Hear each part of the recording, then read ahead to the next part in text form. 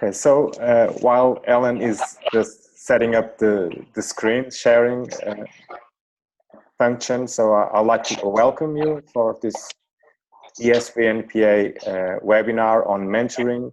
Ellen will be doing most of the work on this presentation, but I'm Antonio Palmeira, and I'll be some sort of a backup and helping Ellen to provide this webinar. So just a couple of notes so that this webinar goes as smoothly as possible. Maybe the first one is that you should mute your microphone. Potentially, I will be doing that as if I notice that someone is doing a lot of noise, that is not supposed to do that. But if not, please keep your microphone muted.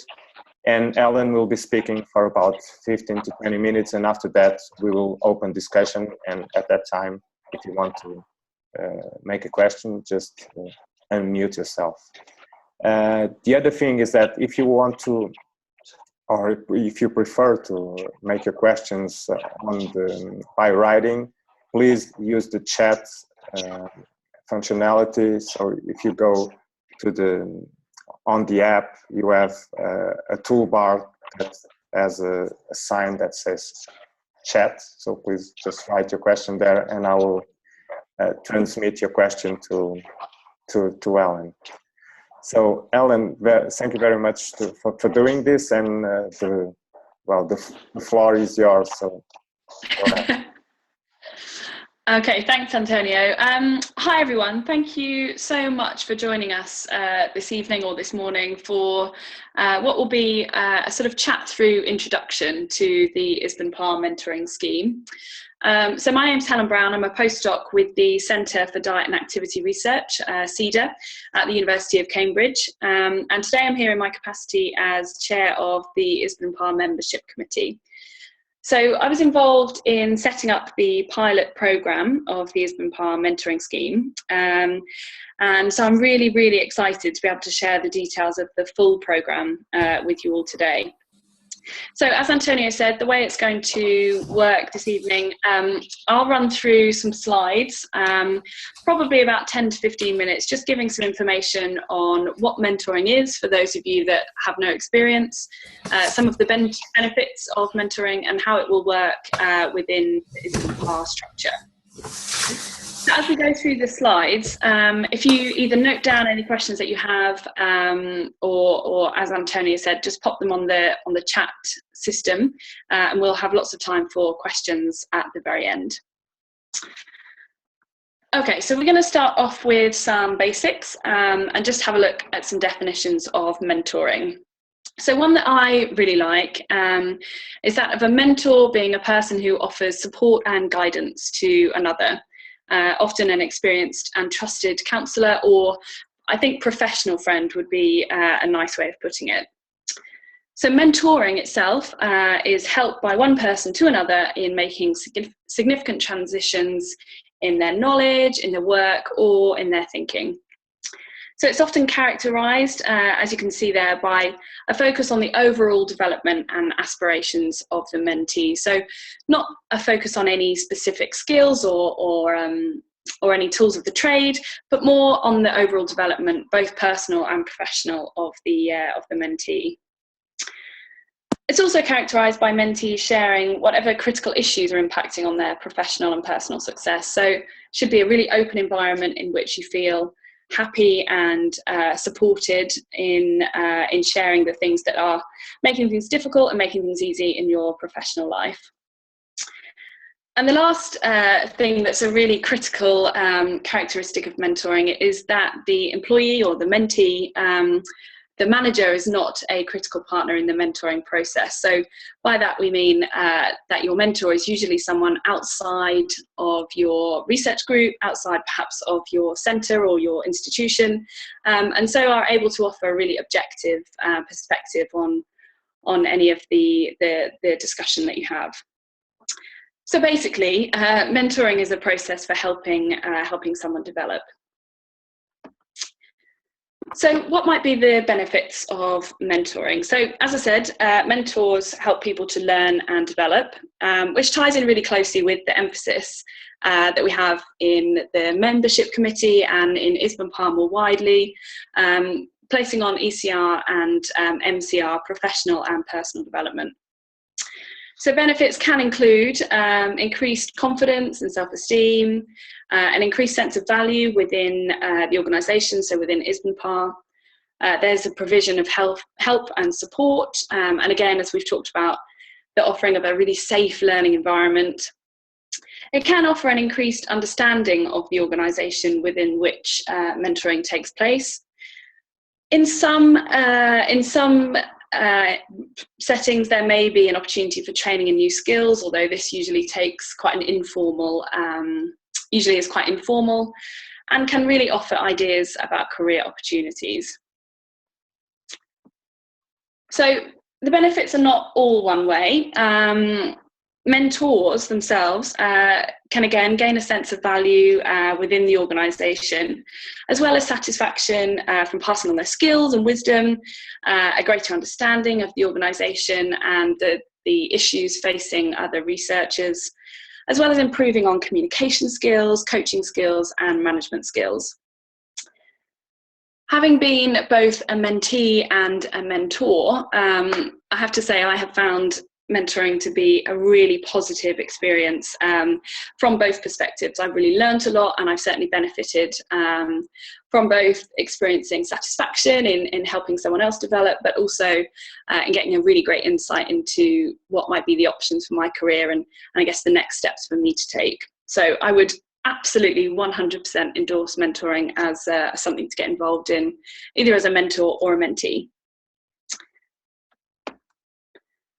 Okay, so what about ISBNPA mentoring? So through the mentoring process, we at ISBNPA would like to promote a culture where all ISBNPA members feel really empowered and supported to ask for and obtain mentoring support. And also that all ISBNPA members feel open to the opportunity of supporting other people's development through mentoring, which can be equally beneficial. So our aim with this scheme is to provide you with all the support and resources that you need in order to work with a mentor or work with a mentee and to really make the most of it. Now there is one key but a small print to note here before we go any further. To be involved in the mentoring scheme, you must be an ISBNPA member. So for more information on how to join ISBNPA, you can just go onto the website. It's www.isbnpa.org, and all of the membership sign-up details are there. So in an ideal world, an ISBNPA mentor will help you to explore current challenges. We'll talk through your choices and your options. We'll discuss what the possible outcomes of each of those options might be, and then help you to establish which solution you take forward and to identify your next steps. And the key thing here is that you are driving all of those discussions. So although the mentor will guide and facilitate those, I guess that kind of thinking process, it's really you at the centre of it, and that's really important. So we conducted a pilot scheme which included 7 pairs of mentors and mentees from 9 different countries, and we did that last year. And we've used feedback from this sort of tester to establish some ground rules for our mentors and for our mentees. And this just helps us to ensure a really successful mentoring relationship for both of the parties involved. So we've got a long list here of things that we are looking for from ISBNPA mentors. You can see that we're expecting them to act as a sounding board, to listen, challenge and question, to provide professional and personal support, encourage independent thinking. Importantly, to keep to the boundaries and principles of ISBNPA mentoring, to encourage their mentee to come up with their own solutions to problems, and to coach the mentee to make the most of their talents. As we talked about, there's a bit of building of mentees' self-confidence, acting as a role model, being someone to talk to outside of the line management structure, and that can be really important. We'd like our ISBNPA mentees to offer insight into the culture and values of ISBNPA, to share their own experience and expertise and provide feedback, provide advice where it's possible and relevant, and sometimes to indicate additional resources that will help their mentee move something forward or come to a decision. So we're asking a lot from our mentors, but in return, we are looking for quite a lot from our mentees. So there really is a sort of reciprocal expectation here. So ISBNPA mentees are expected to really be prepared to drive the mentoring relationship forward. So the mentee is in charge. They should be the one arranging the meetings. They should be the one being proactive and taking ownership of their own learning and development. The second thing that we'll be asking ISBNPA mentees to do will be to identify their development goals and to decide how they'd like to work towards them. Now, we do have a really nifty worksheet that we offer to our mentees to help identify these, but it's really the onus is on the mentee themselves to really make sure they're identifying their own objectives. The mentees are expected to agree and commit to a schedule of meetings and to prepare for those meetings, making sure they undertake any agreed actions. And then finally, and really importantly, to maintain the confidentiality of the mentoring relationship. So ultimately, and as cheesy and horrendous as it sounds, you'll get out what you put into this mentoring relationship. And we're really expecting mentees to be the driving force of each partnership and to take a proactive approach to their learning and development. So in thinking whether ISBNPA mentoring will work for you, we think that an ISBNPA mentor will offer the right kind of support if, again, you're willing to take responsibility for your goals, you're willing to reflect on what you want from the relationship, if you're willing to seek out and identify who would be the best mentor for you, and if you're able to commit to driving the relationship forward. So we think that we can offer you somebody to provide feedback, to help find solutions, provide some expertise and advice in return for this proactive approach to development. Okay, so some logistics then.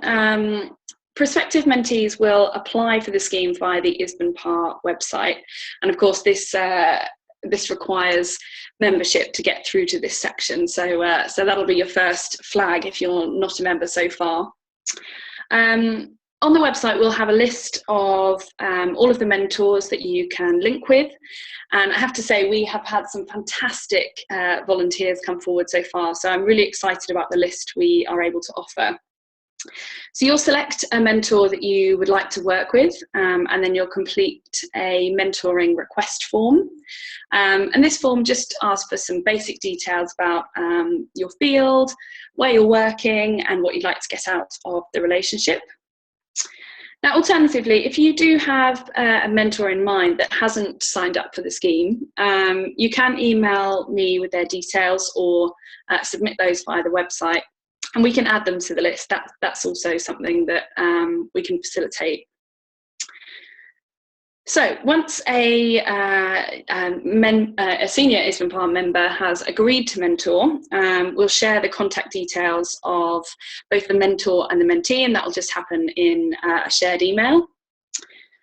The mentee will then initiate the first contact, where you'll establish whether you think the relationship is going to work. And if rapport is established and both parties feel that they can work well together, then you can take the conversation further. So initially, we would suggest that you would establish the boundaries of the relationship, the probable length, when and how you'll meet, and I've got meet in inverted commas because usually it would be via Skype, the ways you'll be working, confidentiality, and again, most importantly, those learning and development objectives. Now, as I said, we've got a worksheet which goes through all of these things and helps both the mentor and the mentee to really build those boundaries and expectations early on. So we're going to be making sure that you're both on the same page from the very beginning. So you can see there that there's no fixed time that mentoring relationships are expected to last. It's entirely a matter for the mentee and the mentor to decide. Okay, so that was a whistle-stop tour of the key details of the ISBNPA mentoring scheme. So I guess now we'll open the floor up to any questions about the logistics or about the scope of the scheme. So Antonio, I'll stop sharing, should I?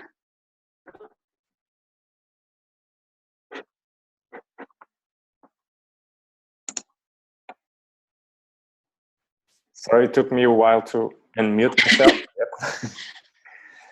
That's okay. So we can open the floor up to any questions or comments that anyone has, either, I guess, via the chat system, or I guess you can unmute your microphones.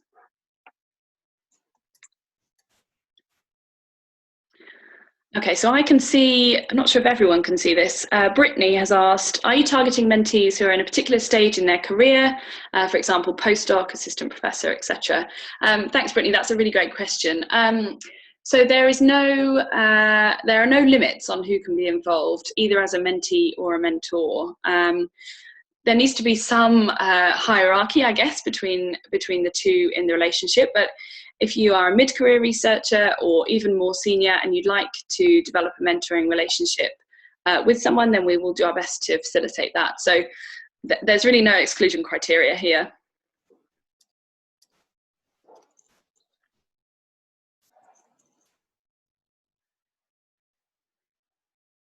Okay, so Eva, I'm not sure if that's a question. Eva has said yes in their PhD. So I'm not sure if there's been a miscommunication. There are no limits on who can be involved in the mentoring scheme. The only criteria for inclusion would be that you're a member of ISBNPA.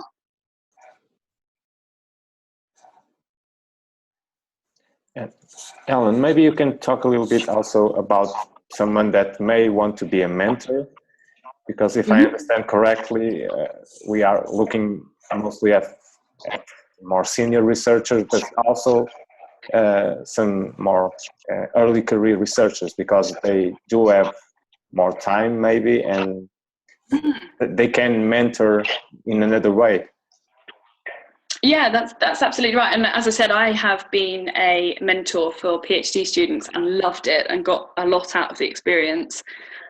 So if you would like to be a mentor and you haven't already been approached, so we have done a sort of scoop of fellows and senior ISBNPA members. But if you'd like to be a mentor and you've not been approached, please just send me an email. We can take the conversation further. I think it would be great to have a real mix of I guess academic levels, is that the right phrase, to give a sort of broad mix of perspectives. So if you'd like to be a mentor, just get in touch and we can take that further. And equally, being a mentor doesn't preclude you from being a mentee. If you'd like to be involved on both ends, that's also fine.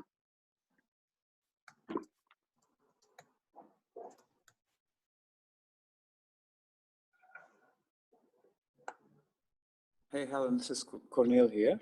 Thanks for the presentation. Hi Cornel. I was just wondering, what's your view on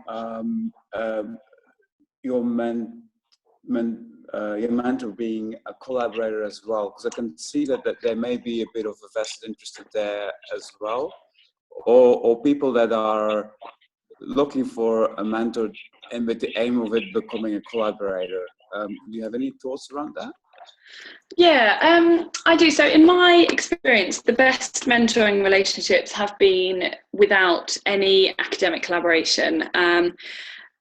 I would see mentoring as more of a personal and professional development rather than a co-author that you're sort of looking to network with. I would actually discourage anyone from necessarily looking to use a mentoring relationship to develop collaborations. Sometimes they sort of naturally evolve, and I've seen lots of that kind of development of the relationship working really well.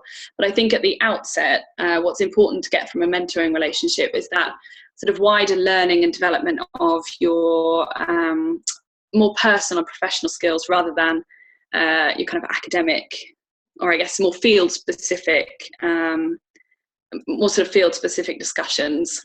That's my view, but the scheme is designed to be really flexible. So if there are people who have a really specific mentor in mind, then we can certainly discuss that and see, you know, if the mentor and the mentee are both happy with their kind of collaborative relationship, then that's also fine. So I am seeing lots of more questions here, so I'm just going to read them out. So Vanessa, hi Vanessa, says, how does one go about choosing a mentor? I'm finding it hard to identify a suitable mentor. So as I said, we have put out a call, an internal call for mentors, and we've got an absolutely cracking list. So we'll be putting that on the website, and you can just go on the website, click onto the mentoring kind of section, and you'll see a list of the possible mentors. If you don't see anyone there that particularly resonates with you, or that you think would be suitable, you can approach people in your kind of wider networks to be involved in the scheme. You can have a look at the the membership list, and see if there's anyone you'd like to connect with, and we can try and facilitate that. But your first port of call should always be the list of people that have already signed up. Okay, it's really difficult to know if that's answering questions, so I'll assume you'll write back if that's no good. Okay, so the next question here, I understand that oh, good, okay, thanks Vanessa. So I understand that mentees will drive the relationship, but is there a guideline for how often to meet? So again, we've, based on the pilot, we have tried to be really flexible moving forward. I would suggest that maybe once every sort of 1 or 2 months, maybe every 2 months would be a reasonable frequency of meetings, but it really is for the mentee and the mentor to decide between themselves. And again, that's what the little kind of, I keep calling it a worksheet, the worksheet that we've put together will help you to establish. I would usually anticipate that once every 8 weeks or so is an appropriate amount of amount of meetings. It keeps it low burden, but it keeps it frequent enough that you can update on the issues that you're having. So that would be my suggestion. Okay, so next question we have is from Alina, again asking how to choose the mentor. So she says, for example, what kind of mentor suits best for a PhD student? Someone who has done his or her PhD some years ago, or someone more experienced? This is a really great question, thank you. My personal feeling is that there's a lot to be learned from somebody who has completed their PhD in the last sort of 5 years or so as a PhD student.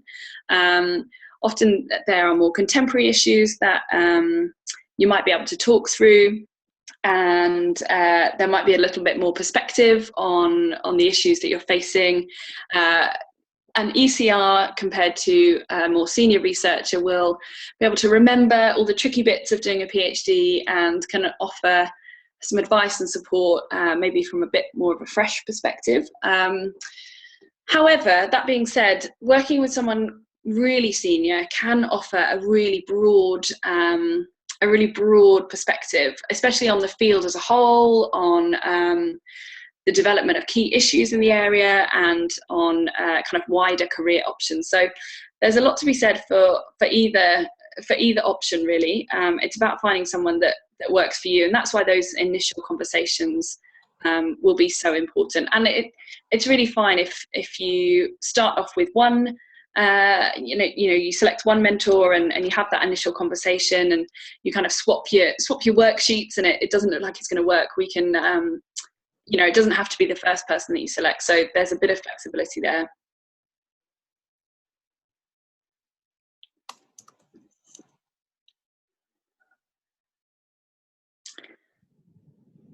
Do we have any additional questions? Do I need to scroll? No.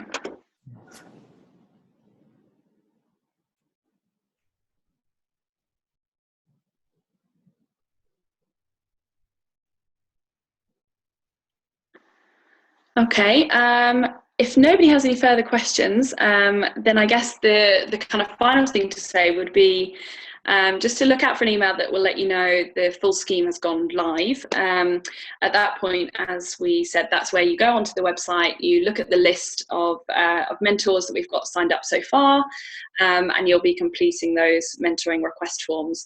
Equally, if you're interested in being a mentor, please email me in the next sort of couple of weeks or so, and we'll make sure you make it onto that list. Yes, maybe I can just show you that we already have at least not the full list, but a list that states who are the mentors right now, and I think I'm showing that to you right now. And yes, you are great. At this moment, if you want to to become a mentor or mentee from someone, you just click on the name and then click on mentoring request form, and that will do it. So I'm showing that again. So you go to our website, SIGS mentoring, then you choose, for example, Cornel. Just click here. If you like the picture, just click here, and then you just express your information, and both Cornel and myself will get this email and start things rolling. So it's already live, so you can do that, and that list will be updated as soon as we have more mentors. That's it. Yeah, so as I said, I've got a great list that's ready to go after this webinar. So yeah, there's a really good list to add to what is already a pretty impressive group of academics to choose from. So we're not short of great mentors.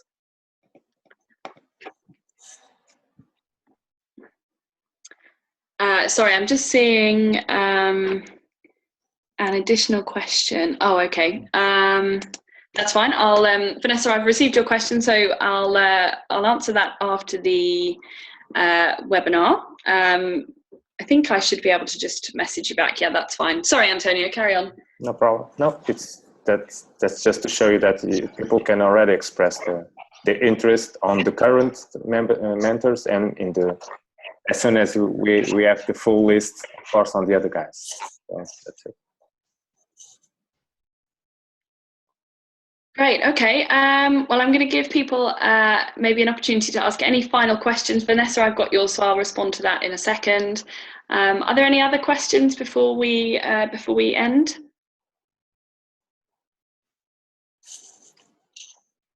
Okay, Ellen, just maybe to let people know that we will be posting this webinar on our website, so people can go and have a look at it, and also all the other webinars that we've been doing are posted on our website. So it should take a while, maybe a couple of hours, but we'll be live there. Yeah, perfect. Thanks, Antonio.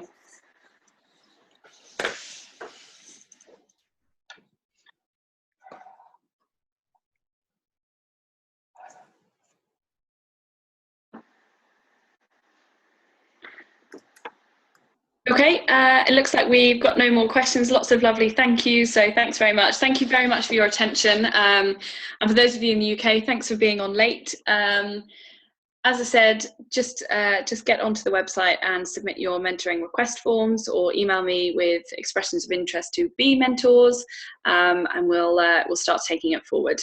All right, thanks very much. Okay, bye-bye.